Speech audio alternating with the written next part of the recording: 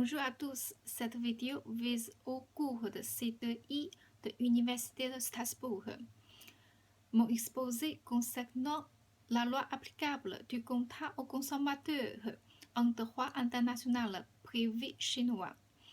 Donc aujourd'hui, je vous présente tout d'abord l'histoire du droit international privé chinois avant 2010.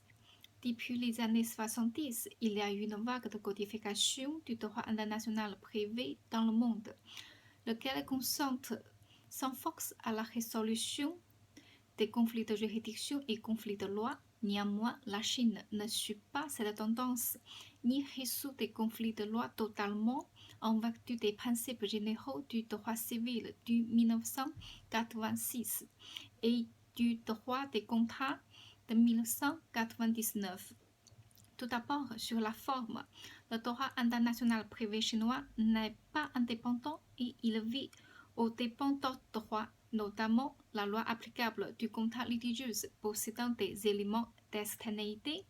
Les règles du conflit de loi chinois se retrouvaient principalement dans les principes généraux du droit civil du 1986. En outre, sur le fond, selon auteur Liu Yideng présente ses idées à propos de résolution du conflit de loi du contrat. Par exemple, la loi applicable se base sur la nature de la loi du fait qu'il faut envisager que si cette relation juridique avec des éléments d'externalité en matière civile et commerciale est une loi de police et si elle est un statut personnel.